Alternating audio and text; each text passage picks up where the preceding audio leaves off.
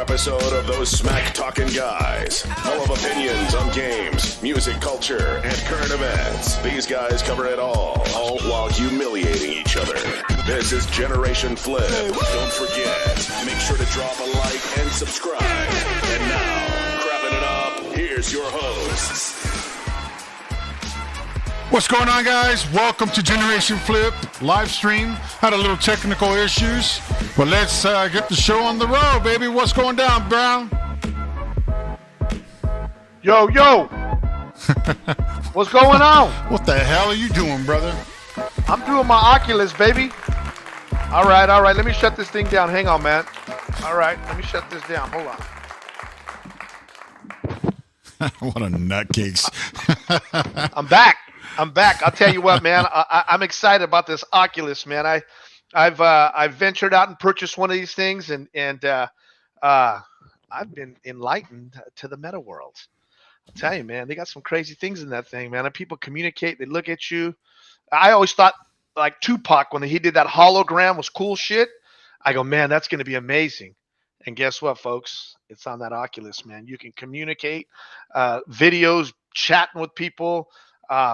You name it. You can do anything with that thing, along with meeting good friends and learning crypto and learning conspiracy theories. I mean, you name it. It does it all, man. So you guys got to get one of those. They're a blast. Oh, definitely. I even opened up a room karaoke bar there, man. A little karaoke cafe. So if you go into VR social, you'll see Flip TV over there. And I got karaoke going. I got some sports, MLB going on. You know what I mean? Yep, so, you know, you meet a lot of new people, too. A lot of new people there and interesting people there. And, you know, we met FUNEZ and his guys, his fellows in his cafe crypto.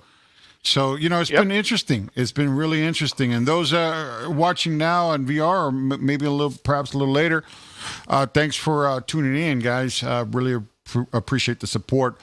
So let's talk about the last episode we had, Brown. We had Will Smith's, you know, shit going on, the little slap that he performed, and now there's upcoming news going on that he's going to be suspended for about 10 years. Did you hear about that? Yeah, I heard about the 10 years.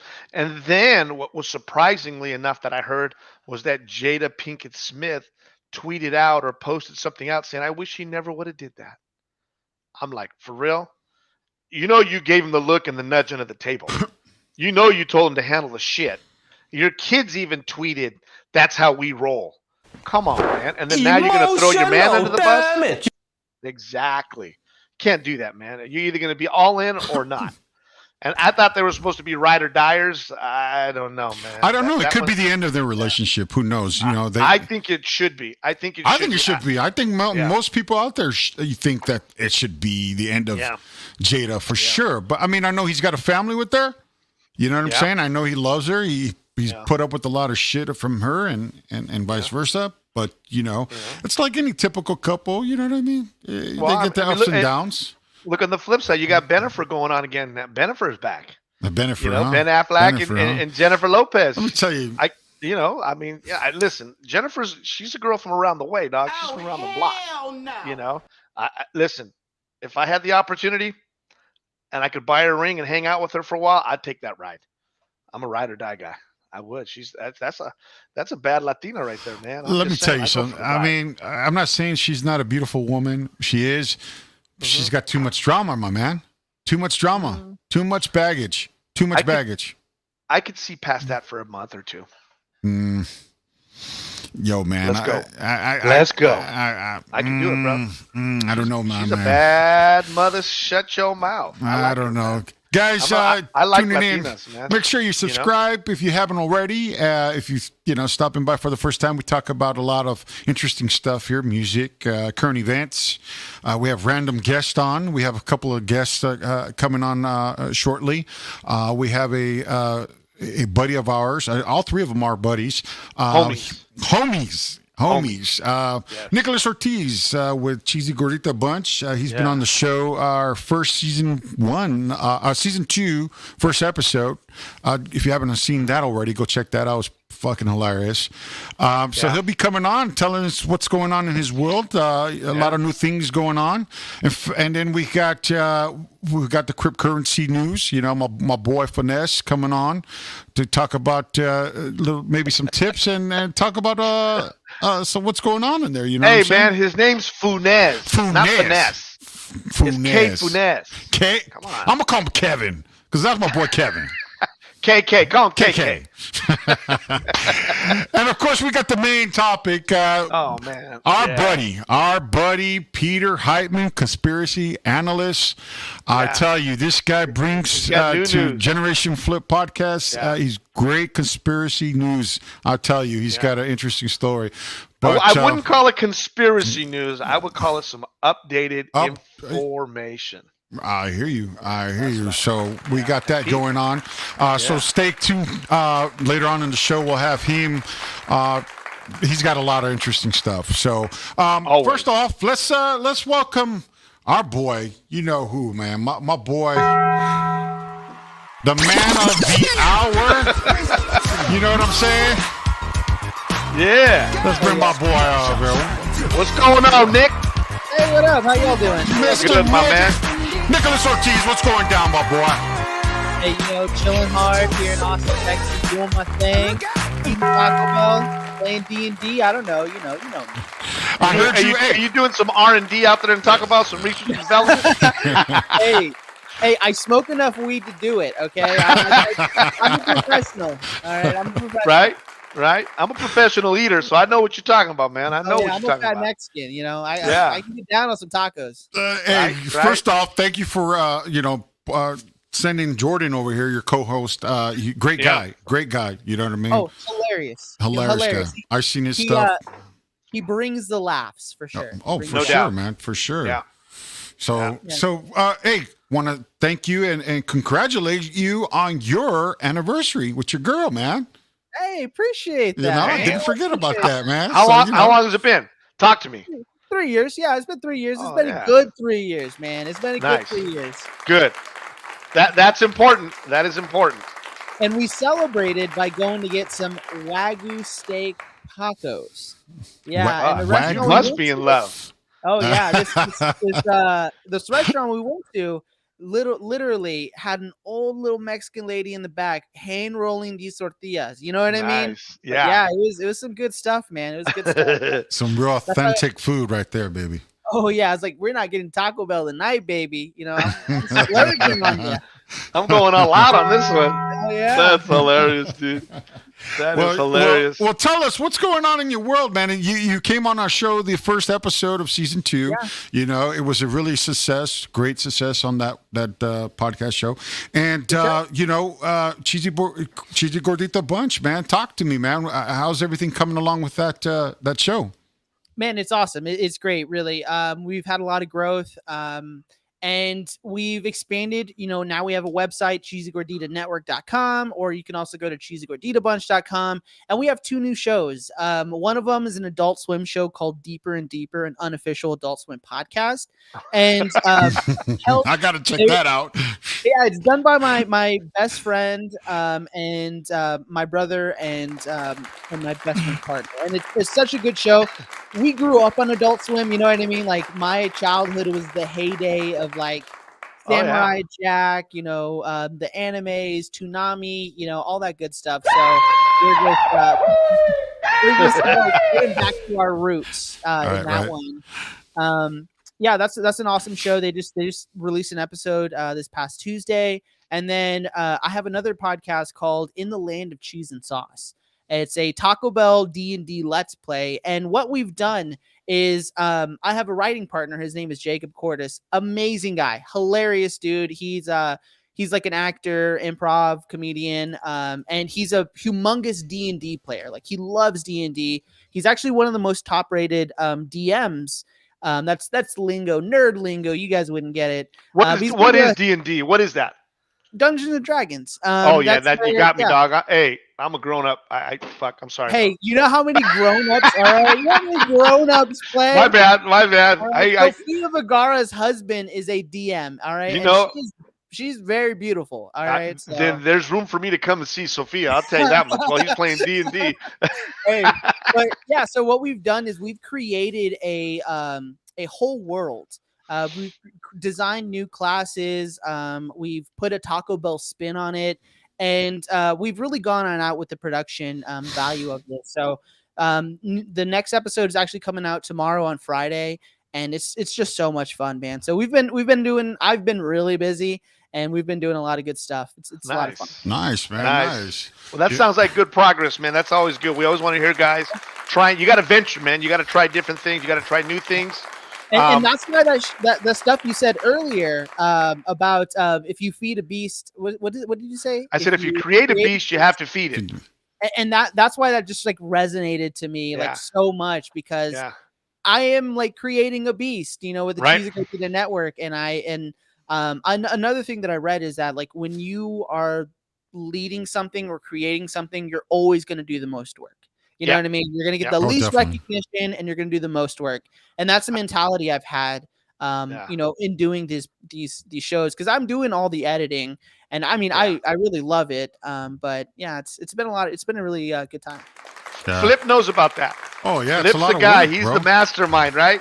It's a lot I got of the work. gift of gab, and we have a good time with it. And you know, I always give Flip a hard time because whenever we say we're going to start a podcast, they'll go, "Where are you?" Where? I say, "Hey, dude, listen, I've been doing this long enough that I know we're still 30 minutes out." He's like, "No, we're not. We're gonna get on the show." And I feel bad because I joke with him. Yeah. That's literally Jordan. I'm like, Jordan, you were supposed to be here 15 minutes ago, and he's like, "Oh, no, I'm never that late." And I'm like, Jordan, yes, you are. Yeah. So you guys tuning in, you know, we got Nicholas Ortiz, comedian Nicholas Ortiz. He hosts the podcast show. He's just talked about he's got another new podcast show as well, and it sounds interesting, man. I can't wait to see that. You know, it's tomorrow, right? Tomorrow, you said? So we already have one episode out. It's called I Started That, and it's a really interesting game. One thing that like really happens to me like quite frequently is like when I'm editing it, I end up getting wrapped up in the story. You know what I mean? Because I'm like listening to the stories after, like, it takes me extra long because I have to go back and like re-edit something because I overanalyzed it or something. But yeah, it's a really fun story. Nice. Yeah, that's always good, man. I love to hear that, you know, new things coming out, and that's the only way you're going to excel, man. That's the only way you're going to learn. You got to fail to succeed. You know, I try to instill that in my 12-year-old daughter. She looks at me like I'm crazy. You want me to fail? You want me to fail? I'm like, no. I want you to try to figure it out. It's called critical thinking. You got to learn how to. In order for you to succeed, you got to fail. Well, aren't you my dad? Aren't you not? Don't want me to? I said, no, but you got to figure things out on your own, man. Yeah. And if it doesn't work, then do something different, you know, and it's kind of funny because that's the concept that I teach. And I tell her, if you would just listen to your dad, I would save you a lot of heartache. Yeah. And, I mean, and a lot of, you know, head banging, you know, but then again, I go back and I remember me going back as a kid going, my dad's full of shit. Get out of here. You don't even know what you're talking about. So I have to kind of like, yeah, all right, I'll let you fail. Yeah, I literally the same way. So like before I did like CheesyGroditaBunch, I was on a internet radio like network called Up in the Attic. And and we just did a show where it was like well, let's just talk about whatever we want to talk about. You know what I mean? All the time. We never really had a structure. And what I realized is that when you're nobodies, nobody gives a shit about what you're talking about. You know what I mean? Like, nobody cares what your opinion is. Yeah. So after that, I was like, okay, so like I love Taco Bell. I have two of my best friends, one of them being my brother-in-law, also loves Taco Bell, and they're all really funny. I think we should do a podcast together. You know, there you go. Well, it was more of a like we should do a podcast together. Yeah. Right. Yeah, that's cool. I mean, that's how me and Flip did it.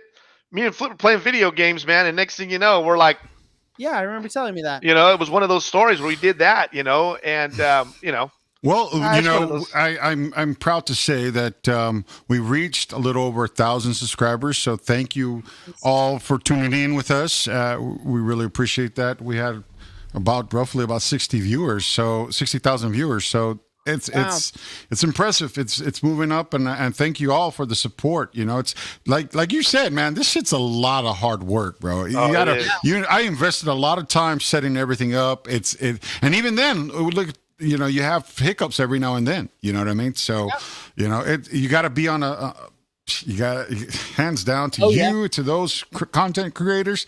Yeah. It's a lot of work, you know. So thank you all for the support. Really appreciate it, guys. Yes. And if you haven't already subscribed, go ahead and do so. Yeah. You know, hopefully Paul on the chat line subscribed. Hey, Paul, that's Gaio. That's Gaio. Yeah, Gaio. Did you subscribe, you son of a gunner? I will say that it is like I'm like super hats off to y'all, because I have tried so hard to like get into like the video streaming realm, but I'm not that comfortable with it. You know what I mean? Like when it comes to an audio podcast, you can fucking Fox News the shit out of a conversation. You know what I mean? Manipulate it to sound however good as you'd like. Right. But with video, it's a little more permanent. You know? Yeah, that's true too. I mean, it is. It is. But you know what? I got to hand it to a lot of other networks too, like the VR. We talked about VR, and I told Brown to get one. When I bought one for my son, I said, dude, you got to try VR. We got to go into you can go to the social network in VR. And I went in there, bro, and I kid you not. I mean, I met Kevin here, and I met a lot of other interesting people. I've advertised the hell out of our show. You know what I mean? So you got people in the VR, realm checking us out. You know, so it's amazing, dude. It's just, got a lot of attention, and I'm grateful for that. You know, guys that I work with. You know. Yeah, well, see, one of the ways that we've done it, because I don't know why me and Jordan both have an Oculus. We also have another friend named Devin who's also on the show, but we do canvassing. We actually, like, during big festivals, I'll dress up in a Taco Bell sauce packet costume, and we'll have like cards. Actually, I think I have the cards right here. So we actually have these cards that I had made at Office Depot. Oh, nice. It has QR codes in the back, and we like stop people and we like talk to them about Taco Bell and how like funny talking about Taco Bell might be, and then we'll say, like, hey, which do you prefer, like Apple or Spotify? And then on the back of that, we just have like a bunch of like 5-star reviews we pulled from. Like, oh, nice, iTunes. Nice. Yeah, that's the way we do it. We just some guerrilla marketing, but doing VR sounds way easier. Yeah. You know what? That gives me a good idea. We need to dress you up, Flip. Let's go in LA after a Dodgers game, and let's dress you up, and let's go do it, dude. You gonna dress him up as a Padres fan? Not gonna happen. Not gonna happen, brother. Oh shit! I say we do it. Not gonna happen. You dress me in a Yankee cheerleading outfit, I might think about that. All right, let's do it. So yeah, you guys, Nick, great guy. I can't wait to watch the show, man. You know what I mean? Yeah. And thanks for coming on with us here. You're more than welcome to come again, man, and keep in touch with us, man. You guys haven't already subscribed to his channel, please, by all means, check it out. He's on you're on all the platforms as well. Every platform, Spotify, iTunes. Plug it.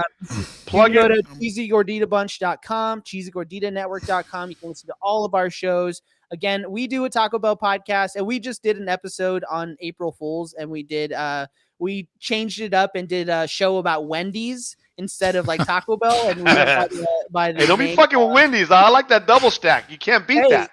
Yeah, we were the Wendy's nuts. Yeah, you know what I mean? Yeah. Wendy's nuts. Wendy's is Wendy's nuts hang out. Good show comes out. So check it out. Wendy's nuts. That's our latest episode. But then we also have Deeper and Deeper on the network. They just did an episode about Tim and Eric. So if you love that alt humor from like the early 2000s, check it out. And a new episode of In the Land of Cheese and Sauce comes out tomorrow. Right on, brother. Nice. I think Good, nice to hear. Hey, thank you for taking the time out of your day. We appreciate it, man. We really do. Of course, Hey, of course. You know, I brother. love You know talking what I about mean? deals. You know, it's always good. We got your back, baby. If you need us, you call us. You know that. We do, brother.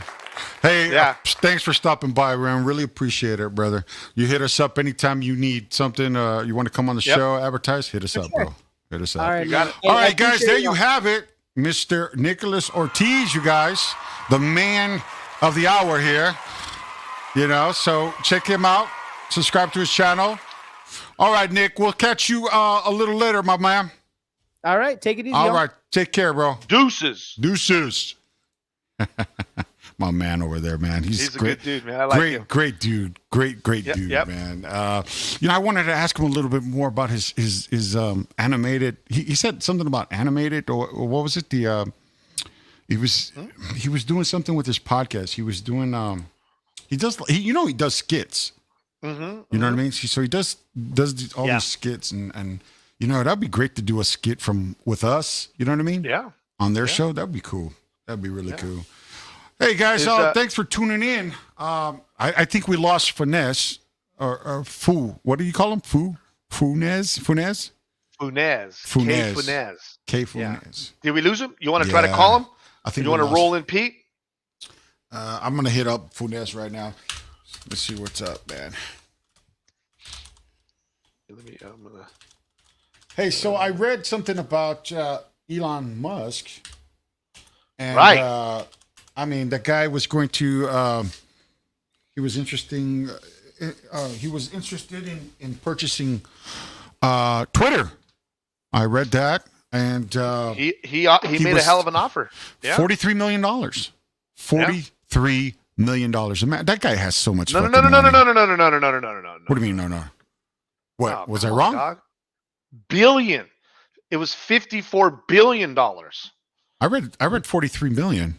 No, you read it wrong, bro. You forgot a couple of zeros, bro. I gotta go check that out. Check that out. Oh, fuck really? yeah. That's interesting, man. The guy he's filthy rich, man. The guy has money he can throw away. Anything he wants, he got, man. I mean, you know, it's just that guy's interesting. Anyways, talking about Elon Musk, we got an interesting story here with our good old buddy, you know, conspiracy analyst Peter Heitmann. Is this? I think this is him coming back. FUNEZ is back. FUNEZ is back. He's back. FUNEZ, you there, buddy?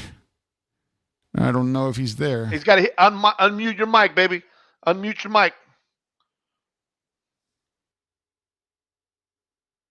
So, in case you guys don't know, FUNEZ is a great guy. He's in cryptocurrency. Let's go ahead and ring him in here, Mr. FUNEZ. Oh! What's up? What's going on, FUNEZ? What's going on, Mr. FUNEZ? Mr. Cryptocurrency man of the hour here. Yeah. My boy. Yeah. So you got to tell us what's going down in your world, man. I know a lot of shit has gone down in the crypto world. If you haven't been into crypto, you better get yourself into it, because that's where the money is. Am I right, my man? Yes, sir.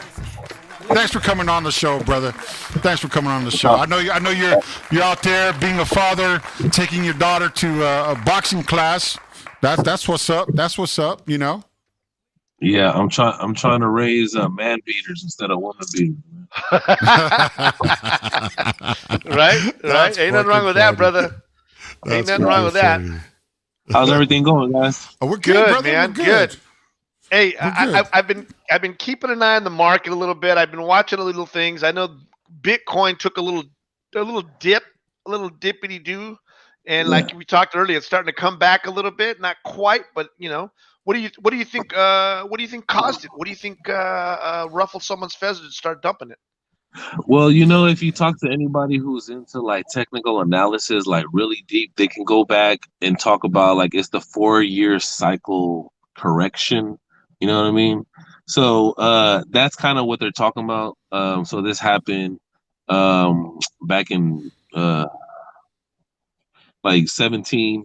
So we're just going through the same things that happened back in 2017, where we had that major pump, and then we have that little pullback that's going on right now. So if you ask anybody in the market, I guess, you know, they like to call it a healthy correction. It's just something that is needed, you know. So we'll see what goes on from here. But yeah, man, I still got my money on Bitcoin. Right.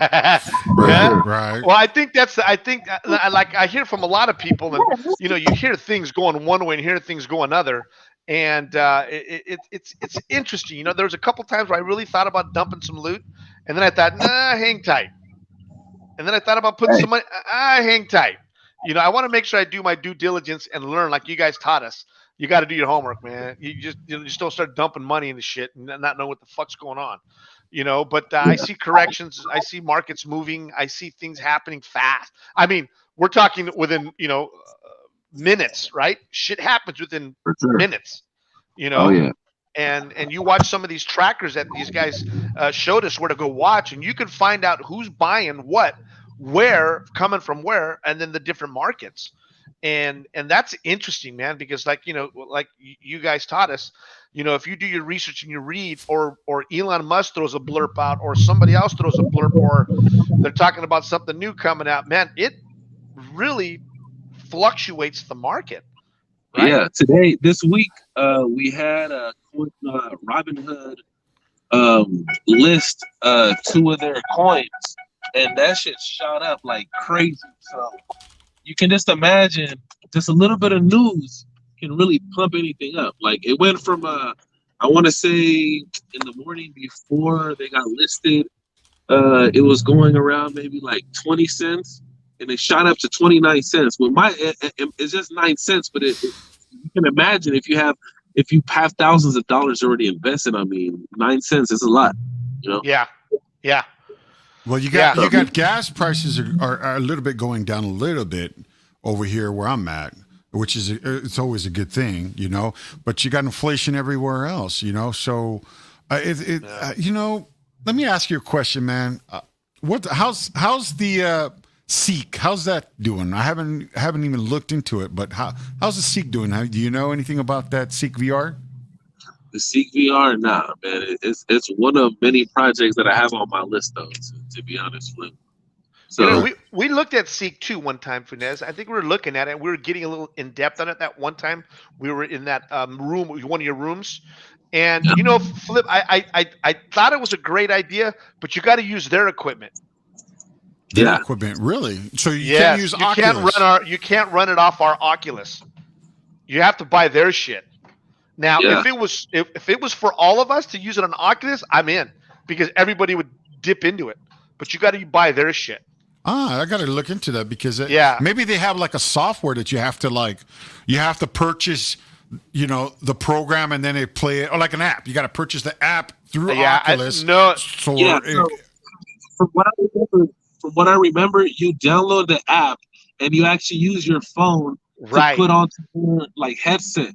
So you're using your phone to actually immerse yourself into the concert, I guess. You know what I'm saying? Right. But I think it would have been a lot better if you could, you know what I'm saying, instead of, you know, but from a business standpoint, they're trying to reel you in with the application and then sell you something so you can actually use the app. You know what I mean? Right. So I understand it.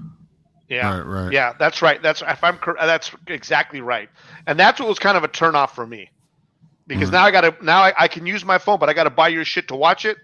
Yeah, that kind of turned me off too a little bit. Yeah. But it was making a little bit of a move. That idea is brilliant, though, man. Yeah. I mean, people have so many great ideas. Like yesterday, we came across that restaurant that's in LA. It's called Bored and Hungry. You know, for the people who spend thousands of dollars on these Bored Ape NFTs, you know, these two guys got together and opened up this restaurant, you know, that accepts they accept crypto as form of payment. You know, so you can go in there, buy these burgers, you know, that have these two guys NFTs, and they have like copyrights to it. They own the image, you know, so they can do whatever they want with it, and it's a popular image too. So, like, again, from like a business standpoint, it's like they're putting this to use, you know. Exactly. the idea is mind blowing, man. And it's like these guys are just so fucking smart. Oh, excuse my language. They're so smart to think of something like that and to put it out there. I mean, it's crazy. Yeah. If you look it up, man, you're gonna see on Twitter or on TikTok, these lines were long as hell. It was like going down 2 blocks, wrapping around another corner. So wow. Yeah, people are interested in the space, man. You know, they're really interested in the space. Well, I also heard a lot about these NTFs. Like people are just like creating their own NTFs, NFTs, and throwing the NFTs, throwing them out there. You know, which is pretty interesting. I mean, there was race horses and stuff. You know, you got the race horses. You got all kinds of shit. Well, you got Michael Jordan coming out now. Michael Jordans are going to be NFTs. That's badass. I dig that shit. There's a lot of shit going on. Right. You got like what, NFL cards and shit like that or what? Yeah. You know what I mean? So it's going to be sports. Yep. It's fucking interesting. Yep. It's fucking interesting. So getting back to earlier, Flip, we were talking about Elon Musk. He offered $54.20 a share, which equates roughly to $43 billion with a B 34 for billion? that company to buy it outright. Okay, and then I saw something about he was arguing with some kingdom over there, the guy who has a share also, and he was arguing with him. It was trending now on Google, so I checked that out and I was like, wow, this is interesting. It had like 20. Well, to add a little more to that story, if he said if you don't sell it to me, I'm dumping my shares. That's kind of like a bully, dude. Yeah, it's a bully, dog. Hey, I'm sorry, but that sounds like a bully. Takes little bank, dog. That's what it is. Hey, well, he's the big dog, man. It's his company, right? He can do what he wants with it. If I was in his position and I wanted something to be done, I mean, I'd kind of push the issue hard like that too, you know? Yep. So you're either shitting or getting off the pot. One of the two. What are you going to do, man? You're either going to sell the thing to me, and I'm going to pay you higher today than what it's worth. I'm going to pay you $54.20, which is probably, I don't know if it was 20% more than what it's worth right now at today's market. Or if you don't sell it to me, I'm going to dump my 9%. And everybody will dump, and that share will go. You know what I mean? Right. So, right. Interesting. Well, you know, again, guys, FUNEZ here. Very, very educated in Crip world. You know, if you guys want to hit him up on our chat box, you guys please go ahead. Or if you come a little late, drop any question down in the description bar down there, and you know the comment line, and we'll try to relate the question to him. You know what I mean? Because I know that it's very, very complicated. You know what I mean? It's crypto is not really easy to learn. It's a kind of a difficult task to learn. But again, that's a lifestyle, you know what I mean? Like FUNEZ said, that's a lifestyle, you know what I mean? So, hey, man, I thank you for coming out. I know you're on the road and, you know, bringing the news to us. We're going to go ahead and set another second episode with you, and I believe you have another guest coming on with you. What's his name, Matty? Yeah, my man, Matt Rickson. He's definitely a super knowledgeable guy, man. He's Yeah. Yep. If you have any other questions, he can go in depth into DeFi and all these other layers of crypto, man. I think he would be a really good guy to have on here and spread some good news. Let's do that. Maybe we get it now. Next week, you know, I'm gonna be on the road again. I'm on the road, baby. This guy's moving too much. I'm gonna be in LA next week, man. So maybe we can do something, you know. Oh, there you go, on, baby. I'm in LA. Hey, he's going down to San Diego, right? You going to San Diego? I'm going tomorrow. I'm gonna go for Easter and take my daughter and hang out up by Gas Lamp area. We're gonna go up there and come back on Monday. So I'm gonna go do that, and then the following weekend I got some plans. I'll be up in Monterey, Carmel area, hanging out a little bit, and then you know, then after that, about a week after that, I got Costa Rica, baby. Damn. So I'll be doing a show from Costa Rica, and then Hawaii after that, and then Hawaii. Yeah. Hey, you got deep pockets, big dog. That's all I hear. No. He's like, no. No. Well, for this, I'm a player on a budget. You know what I'm saying? Yeah, this guy, man. Guys, stay tuned. Stay tuned to the next episode we'll have with crypto with my boy here, bringing the new news and every update you need to know about cryptocurrency. You know, again, Yes, sir. welcome and thank you for coming on to the show again, my man. You know, Yep, so no doubt. Hey, Funez, you want to plug your website or you want to plug anything? You have at it. Yeah, we're on Telegram at cafe_crypto_VR. And if you are on Oculus, download LiveStream VR and catch us at Cafe Crypto, man. Yeah, good deal, man. That's where we met him, man. And you guys want to learn crypto? Great group of guys to get in. The Maddie, Gaines. You got a good group of dudes in there, man. So appreciate your time. Thank you for everything, man. We appreciate it. And we're looking forward to getting with you in the future in a couple of weeks. Yeah, one love, man. The next guy who's coming up got some real interesting shit, so I'm going to stick around. Yeah, no doubt, no doubt. Hey, and remember, you create a beast, you got to feed it. Yes, sir. Right? And then the other thing is, this is how lions eat, baby. This is how we eat. Sir. All right, my man. All right, brother. All right, brother. Take care. Later. Right, so he's a cool cat, man. That guy's really knowledgeable, really cool. You know, the one thing I love about people is when they share information, and those guys don't hesitate, man. They share good information. You know, I always felt like when I first got in that room, I said, man, I got a lot of questions, but I don't want to be a dummy and bug you guys. And first thing he did was pull me aside and say, hey, man, there ain't no question that's dumb, bro. Whatever you need to do, you know, whatever you think you need or you have any questions, we can call me offline. You can do this or that. And they've been nothing. Maddie's a cool cat. Crypto Gaines is a cool cat. FUNEZ is a cool cat. There's about 2 other guys in that are really good dudes. And I really enjoy going in there. And I love it when guys that are in that profession share the wealth and share the knowledge, you know, and that to me, that's a brotherhood. Oh, so definitely, I man. really, really enjoy that. And then, you know, there's another cat that's coming out right now. He's a good buddy of mine. Well, you know, let me hold on one second. There's a kid that Kevin was talking about that joins his crypto cafe, and he joins it I would like to get that kid on the show. I don't know. He's a teenage kid, you know, and he jumps into the rooms there and he learns a lot. It's just it's sponge, you know. I would love to I'm going to talk to FUNEZ about that, man, because I would like to have him on the show with him the next time we do an episode if we can catch him. But sure. Hey, you guys, again, subscribe to the channel if you haven't already. Hit that bell notification when we go live and we upload, you know, at least once a week. You know, we upload videos and stuff. We have great guests coming on, you know, upcoming events coming on as well. So stay tuned to that. Our next guest here, my man. Who we got here, my man? Who do we got here? We got Snickers. Snickers. That's my nickname for my boy, man. Peter Heitmann. This guy is a wealth of knowledge. You know what? The best thing that I could possibly do is describe him as like an encyclopedia. If you remember what those were back in the days, you want to know anything, you open up encyclopedia. You want to know anything about UFOs, Zodiac, JFK, the Kennedys. That's my encyclopedia right there. Great That's guy. Big Peter Heitmann, baby. Bring him out. I'm glad to have Peter Heitmann coming on here, man. He is my boy. Let's welcome Mr. Peter Heitmann. Again, Mr. Peter Heitmann. how's it going, guys? Welcome to our show again. Welcome back You hear me all right? to our show.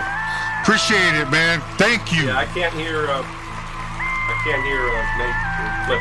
Flip, you can't hear Flip's on a mute. You want to mute? Unmute yes. yourself, baby. I'm not unmuted. I see a mute in your screen, but can you hear him at all, Peter? I can't. You can't hear me? Peter can't hear you. Peter cannot hear you. Don't know. Can you hear me, Brown? But I'm ready to go anytime. I can hear you. You're on, Pete. You're All right, ready so to go, listen. baby. First of all, congratulations on the growth, the huge Thank you. number of subscribers since the last time I've been on. That's awesome. Thank you. And I hope I'm not the only one that got the Ice Cube reference there. Now let's play big bank, take little bank. Yeah, baby. That's Right? Elon Musk, dude. There you go. So Yeah. So I promised I'd come back on here whenever I have an interesting story. You know, my stories are always different than the stories you've heard. Right. So tonight is a story about a fireman. And would you like me to just go ahead and start? Go, baby. Yeah, The talk to us. floor Okay, is so- yours. Talk to us. So this is a direct sworn testimony from a Dallas fireman who was instrumental in showing up at the Texas School Book Depository within about 10 minutes after the shooting. Of And JFK. JFK shooting. Okay. And he was called, he was at the number 3 fire station there in Dallas, and he was called to come in. And the reason they picked him was because he had a security clearance, top secret. So he was told to show up at the depository to bring a bunch of huge lights and heavy duty extension cords and to report to the FBI agent in charge of the steps. So they show up, walks up, and they brief him. And they said, you're going to go up with 4 FBI agents, all of whom had submachine guns, by the way. And they felt that they had a suspect trapped on the 7th floor, which is 1 floor above where the shooting actually was supposed to take place, where Oswald was supposed to be the 6th floor. So we're going to use the word cockloft because that's what they use in the actual testimony. According to the FBI, there was somebody they had trapped in the cockloft up between the 7th floor and the roof. And so this fireman went in, followed all these agents up to the 7th floor, and they were going to, and just back up. The reason that they were called was because the power mysteriously went out in the whole building right after the assassination, just like in downtown Washington, D.C., within 5 minutes of the assassination, the entire telephone system went down. So these were probably things that were, part of the plan to add to the chaos and the subterfuge afterwards. So they go up to the 7th floor, and his sworn testimony, I'm going to read it right here. He says, he explained that what he wanted the fire department to do was head on up. And when they got to the 7th floor, there was a very steep set of wooden steps leading to it. He was to set his floodlights up. And when they gave the signal, everybody had their submachine guns drawn on the floor. And just as they were given the signal to turn the lights on, they heard somebody cough up above, kind of on the other side of the room. All the submachine guns click. This fireman dives down the stairs and he goes down to the next level, just slides as fast as he can. And it turns out that supposedly there was an FBI agent up there that was up in this loft who wasn't aware of this operation, which is very difficult to believe. So why this is relevant is because after that, this fireman is taken to the 6th floor by the FBI agent, Secret Service agent.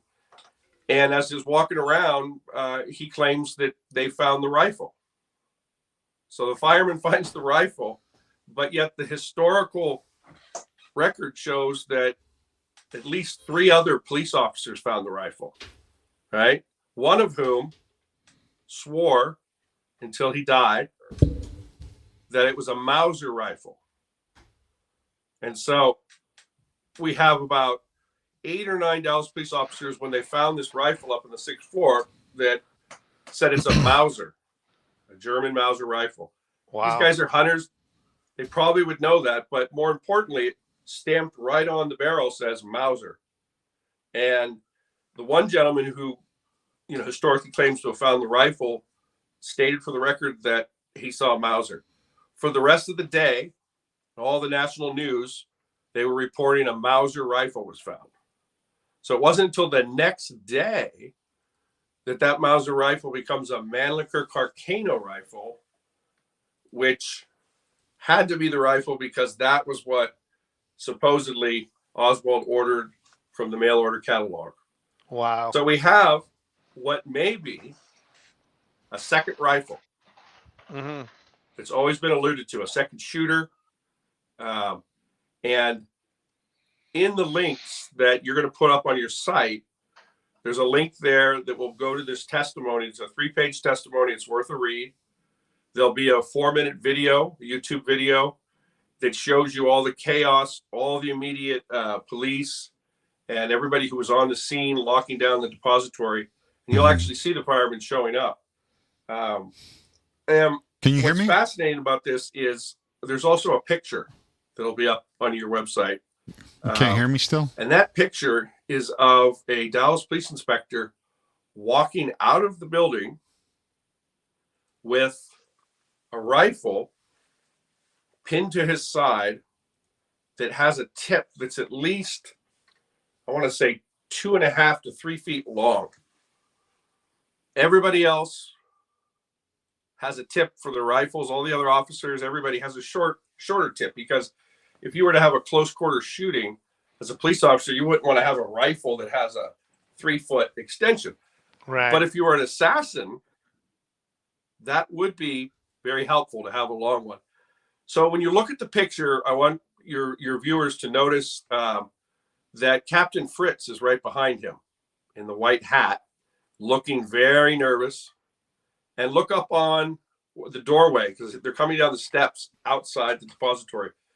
And you'll see a gentleman way in the back with a hat on and an FBI type issued uniform with a trench coat that's draped over him. And it's this heavy trench coat, raincoat, on a very warm, hot day. And in the video that'll also be up there, if you notice, you'll see him towards the beginning outside of the depository with that same raincoat, strolled over to his side. So the purpose of this story, and what I want the audience to look at, is the fact that this very well could be, and I'm not implicating the fireman because I think he was innocent. I think he was just, he played a role unknowingly of going there and being able to create a scenario that helped them get both the shooter and the actual weapon out of the building. Right. And just as a footnote to that, one officer who claims that it was a Mauser and refutes the testimony that's on record, he won Officer of the Year in 1960 for Dallas. By 67, he was murdered. He was dead. He won that award because he was quiet, and then he leaked and they shot him. That's right. Before he died, can you hear me? He was shot in the face. Brown, can you hear me? Door because he didn't change his testimony, and the second time he actually died. Yeah. So it's a very important document, and if any of the viewers want additional background on it, I would suggest they go over to a website that's run by a gentleman, William Weston. It's called ZodiacKillerIdentified.com. And you could read an excellent award-winning article that talks about the school book depository and actually ties it in. One of the managers there ties it into the Chowchilla kidnapping as well as the Zodiac. But I don't want to steal the thunder, or take too much time, but it's worth a read.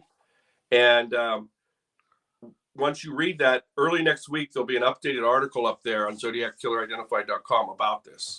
Right. It will be very fascinating. So that's the story I have for today, and I'm happy to answer any questions. Or Voodoo Onliner says, I don't think Voodoo understands, but he says the shorter barrel rifles were really just lighter. But that's not what you were saying. The longer barrel is more for a precision shot at a long distance. Yeah, it's the tip of the rifle, right, that is uniquely long compared to every other Dallas officer or inspector or detective, right, that's anywhere around the building. So it's the length of the tip that would make it, to where it's really not conducive to close quarter shooting. What are you going to be shooting at? You'd have to back up about 6 feet to shoot somebody. Yeah, it's mainly the longer the barrel is mainly for a longer shot, like you said, from up top shooting down straighter. That's what the longer barrels are for, you know. And it's the surreptitious way that this detective inspector is carrying the weapon out. It's like it's melded to his side and actually goes into his shoe. The tip goes down into his shoe.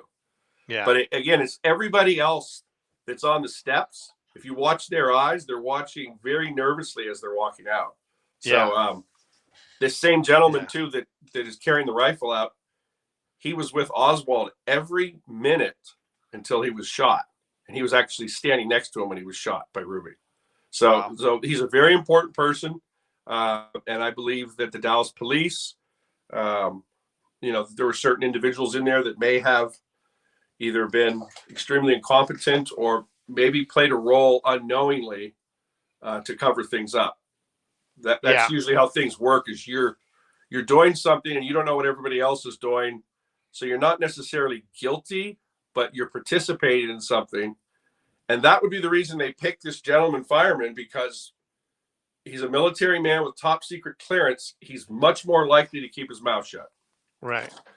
So let's move forward now. Let me ask you a question. Sure. Based off of current events, Uh-huh. like Ukraine and Putin and things like that. Let me ask you a question. What do you think Putin's motivation is to take over Ukraine? My thought is, if he can't have it, he's going to make sure no one else is going to get it. He's going to bomb the shit out of it. But what advantages? Is there any conspiracy theory on what you think is going on, or well, or anything like that? I was talking to Flip earlier about this, and I don't think this is the reason anything's happening, but it's an example of a collateral benefit out of a cash crisis. So this is what I would call a cash crisis. It's an opportunity to do something that really affects us, and that is gas prices, right? And I would just ask, what percentage of oil consumed by consumers in America to drive our cars comes from either Russia or the Middle East? Right. What percentage do you think that is? I would probably be more along the lines of saying 75 to 80%. 3%. You're shitting me. 3%. That's not a whole lot. So there's no reason For our prices to go up? To go up that significantly, right? Because Wow. Prices should go up, but they've gone up so exponentially that it makes me wonder, because I'm hearing, and I was telling him this, I'm looking at a Ron, I think he has me muted in the room. within the DoD, talking about what we talked about weeks ago about moon mining for elements that will help with energy. And Right. so this may be the time for the paradigm shift that I discussed, a couple months ago, which is moving off of petroleum onto what's called helium-3, a fusion technology.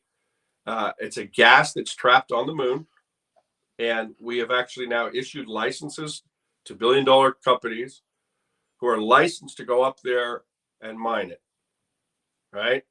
And we're not the only ones. So what also happens with Ukraine and Russia is Russia-China. That dynamic also threatens us up in space, because space is getting very crowded with satellites, military Peter, missions. let me and we're not interrupt the him only right there. ones that are playing Ron. this game now, right? So Yeah. there's a lot at Peter, stake hang besides on 1 second. just Peter, the territory. Yeah. Hang on 1 second. What's up, Flip? Okay, so he probably has me muted in the room. Check to see if he could probably Pete, unmute do me you there. have him muted in the room? Flip? I see his thing with the mute button. So do I. No, I see it on your screen. Yeah, no, that's Yeah. the camera phone. That's not this phone. That's not. No. If I hit mute on my screen, Right, my mute's not on. my mute's not on, but on your screen, there's a little mute button on the upper right-hand corner, Flip. Right. I can't control that because he had me muted. So Yep. So now I see you're on the wrong screen then, Flip, because I see where you muted it. On the left screen, it's a black screen. Now you just turned it off, but you're not on that screen. You're not in there. I don't know where you're at. That's weird. You're on a screen I can see on the bottom right, but Right. you have a muted signal on the upper right-hand corner. Are you talking about this room here? Yeah. No, that's the camera phone. So continuing with my thought there. But anyways, while you tell guys him figure that out. tell him I wanted to talk it to him seems about like the an planetary opportunity here defense, to have a the deeper planetary discussion defense about coordination. Pete, moving hang on away a from second. petroleum. He said, Flip said, what did you say, Flip? You wanted to ask him about what? The planetary defense coordination. Planetarian defense coordination is what Flip is asking about. Yeah, I actually sent an article to him that we talked about this before. One of your callers asked, or one of your listeners asked about defending the planet from asteroids and satellites or meteorites, right? And so Correct. I sent over to him what the actual Planetary Defense Department is. It's a real thing within the Pentagon, has its own patch, and their purview is basically to protect the planet from outside threats that come to Earth. And I think, part and parcel to this discussion is how kind of interesting it was how all in Trump was with Space Force, and so when you ask the question about this current Ukraine-Russia war, it also, when we're making decisions and we're considering actions, we also have to consider space and the militarization and the potential acquisition of all these rare elements that not only America's doing, but Russia's doing too, China, other countries. So kind of like that movie Armageddon with Bruce Willis. Yeah, a little bit. But, isn't it interesting that we live in a day and age now where Russia's doing all these things, and yet the world's saying, well, we don't want to, push him too much because it might escalate, right? That mentality, or we know somebody's guilty. I'm not going to mention any names, but a politician's guilty, but maybe we shouldn't prosecute him because it's going to be more trouble than it's worth, right? So these things concern me as well, that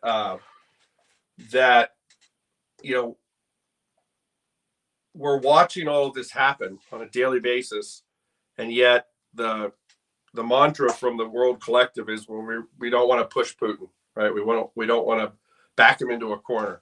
So I don't really have an opinion of what's really going on yet, because it's too difficult to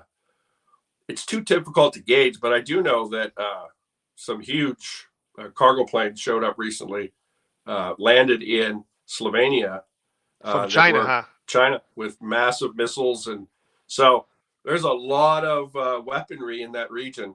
There's a lot of backdoor action going on. There's a lot of debts probably being eliminated if they'll cooperate with us. There's a lot of equipment and training that are going to countries, and you look at Sweden and Finland are probably going to get into the UN because of this.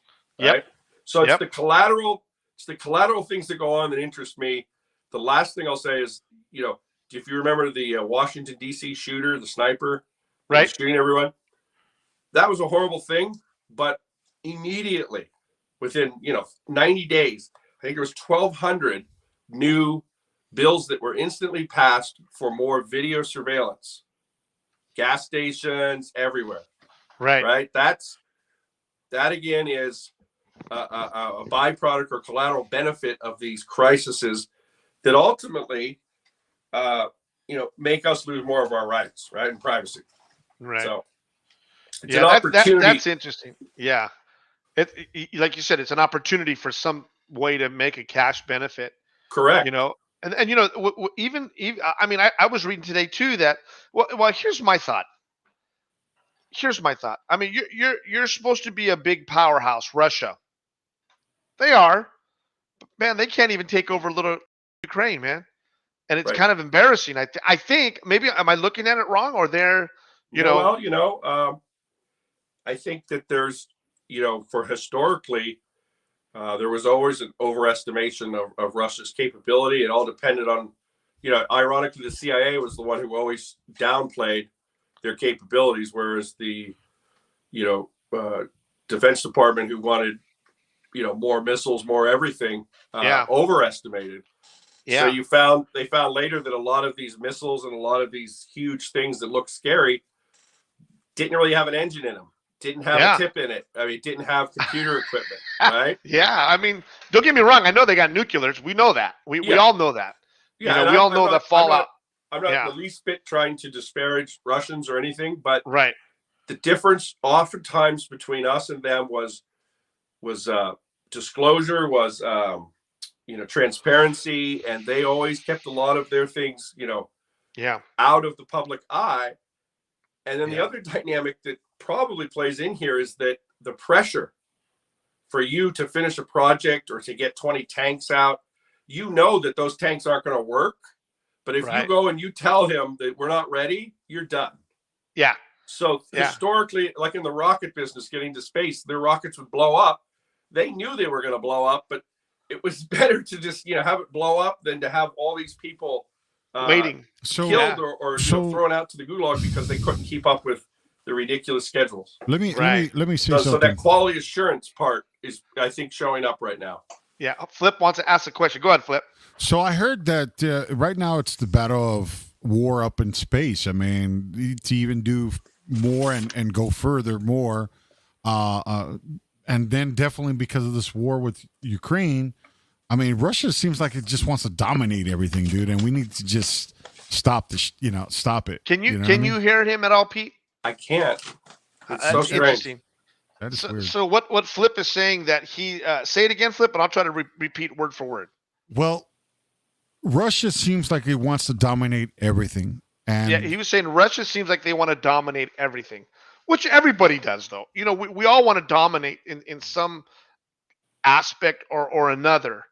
But even in space, like Flip says, Russia wants to dominate the space and dominate. Yes, he's absolutely right. So I'll read you a quote from a press release yesterday from the Department of Defense. Other advancements include China landing a rover on Mars, robotic spacecraft. What we've seen so far has been more civilian in nature. However, China emphasizes in their writing civil-military integration and dual-use purpose space capabilities with Russia. While we do understand that right now it is civil in nature, we continue to monitor for any possibility of military activity. Yeah. And let's not forget that North Korea is hovering in the background, recently launched a missile that showed that they can get anywhere in the world. Wow. Anywhere in the world, their missiles can get now. So that has been my biggest concern, is that if different bad actors get together, it'll be interesting to see if any nation has the ability with when you have the human element, right, to run something efficiently. Yeah. Right. Yeah. And what you're going to see is a lot more space-based or robotic-based or type of weaponry, acoustic weapons. They have all kinds of. There's a war going on right now for these acoustical weapons, these harmonic sound beams. waves. Yeah. And I really don't know what we have, but I do know that during the Iraq War, we had a weapon that caused about 5,000 of them to surrender immediately. And it was a weapon. It was a local area network weapon that basically, once it was deployed, everybody in that quadrant felt as if they were on fire. You felt like you were on fire. You went to the ground. You rolled. You're incapacitated. When they turned it off, you're fine. But you felt as if you were right. And almost like a microwave, Almost like a microwave. You've been microwaved. Yeah. And if they kept it on, you were done. So they called it the death ray, and word got around fast, and it led to like instantly 5,000 soldiers surrendering. This is the first Iraq War. Yeah. Well, the other thing that I seen every now and then I see on like Modern Marvel, or you see on some of these shows, that we've built huge airplanes with laser beams on them. Yeah. That can literally shoot an intercontinental missile and vaporize it in midair. Right. And these planes are made out of carbon fiber. They got these huge, gamma rays or whatever they're called, and they say they're in effect. They say they've flown over and shot like a 18-inch thick plate floating in the sea. And they hit this thing from like 5 miles away, and it literally disintegrated. Yeah, and to Flip's point about the Planetary Defense Agency, a huge concern is satellite kills. Like EMPs, everybody has it. So we're going to get to the point where it's going to be more effective to knock out your satellite, which then makes it, all the algorithms, everything on the ground, you can't see everything. So that is a huge part of this potential war, more so than just on the ground, up in low Earth orbit, satellites. And that's what this article I was reading is about, is how crowded it's getting up there with satellites, and not just ours, but Russians and Chinese. And so it's I saw a thing on Frontline where they had a retired general, 4-star general, that was talking. I don't remember his name, but I remember him talking, and he was saying that shame on us for cutting the space defense, because all it takes is for our enemy to shoot down our satellite, and we lose all communication on ground. Yeah. And then you're going back into the old heydays when you were shooting arrows and shit. He says, you don't want that. Right. You, So they have to can't harden have them. that. They've hardened most of the satellites, not only for that, but we're also seeing an increase. If you want to look up this is pretty relevant too, is the huge increase in coronal mass ejections and solar flares that are coming from the sun. We're spending a lot of money on the Helios and different types of missions that are giving us, some huge information about where we're headed with that. And these are the types of kill shots that could, knock out satellites too. So we have worked on hardening them, and there's technology like a Dyson sphere to keep your power off of a planet. But one other interesting thing about space is Venus, and huge amount of money and effort is going into Venus right now. We're about to set up a lab up in the upper atmosphere where there's microbial life. There's just absolutely no doubt about it. We're gonna get to the point, I think, by the end of this year where you're going to be hearing the following. It's no longer going to be debatable if there's life in the solar system other than us, but the conversation is going to shift to, there's lots of life, but it's not intelligent life. Right. You see? And it'll be interesting because, again, all of these things that were science fiction, people would have said you're crazy. We're about to do. We're about to go up and mine stuff from me. We're about to send people to Mars, etc. So enough information is not getting out, but it's also because everything's privatized for the most part. Right? It's not public. Right. Yeah. Right. No, it's going to get interesting. Are we still good, Flip? Are we on? Or are we having technical difficulty? No, we're still good. My cell phone just died out, so you're not going to see me in the other room. He won't be able to see me. Okay, no problem. Can you hear him, Peter? No, you probably can't. can't. Peter still can't hear you, Flip. I'm so sorry, I can't hear you. I know. But you know what? The show must go on, baby. Me and Pete got this. Tell him I appreciate him coming out, you guys. And I know everybody else can hear me. I've been working on because I'm always researching unique things. Right. A thread of take it away, Brown. Take it away. Some records that have not been released yet from the Watergate. Okay. And it appears that the real motive behind, or the real goal behind that break-in, was to retrieve all of these files and black books and photos of a sex ring that the military was running about a block away from the Watergate Hotel. 5 minutes remaining. Navy intelligence was behind it. That was for setting up foreign dignitaries. Wow. Yeah. There's always something behind it, man. And that's what I love about you, Pete. That's going to be a show in itself, man. I'll tell you that, along with about 5 other things like our topics that we typically get on. And it was one of the heavy hitters in the White House whose wife was in this ring. And that's what he was trying to retrieve, files on his wife. And his wife later wrote a book years later about a make-believe book, she says, about hookers and escorts and politicians in Washington, D.C. during that time period. So I'm not going to name names, but the person knows who he is. Boats. It's called Boats and Hose. Boats before hose. Yeah. And then speaking of second shooter or second gun, I think I showed you a clip, but we're not going to talk about where I saw it. But there's an interesting thread I'm developing of all the unique people that were in the pantry during the RFK shooting who have never been discussed. Yeah. Ever. Yeah. And they're pretty fascinating stuff. So I'm excited. A lot of good things going on, and I'm just really happy for you guys. Yeah, good, brother. Hey, thank you again. We appreciate your time. And me and you can talk for hours, brother, days about this shit. And you know what? We're going to set another show up, and let's do one on that new information you got. And then we'll talk about some current events. We'll mix it up like we normally do. And, thank you again, man. Your knowledge is power, man, and we love it. And so I appreciate it. Yeah, drop those links in, and anyone who's interested in more about the Texas School Book Depository story, head over to ZodiacKillerIdentified.com.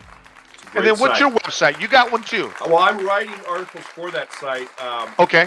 Yeah, so that would be the best place to send people is William Weston, ZodiacKillerIdentified.com. Nice. It merges all of the subjects of Manson, Zodiac, and in this particular case, JFK, Chowchilla, everything, and they're all linked, and we'll eventually get there. Nice, brother. Once again, Pete, thank you, brother. I appreciate it. Thanks, Hopefully the Pete. Monday Night Poker start up. Let's make it happen, baby. All right, guys, good luck. All All right, guys, thank you, my Thank you for tuning Great in. night. Those that can hear me on the outside, I'm sure they can hear me. We really appreciate you. We hit a little over 1,000 subscribers. But if you haven't subscribed, hit that button, share us along your social media, and we'll see you guys in the next one. Big Brown, have a good one, Hey, man. brother. Peace, love, and chicken grease, baby. See you on the next one. See you in the next one, brother.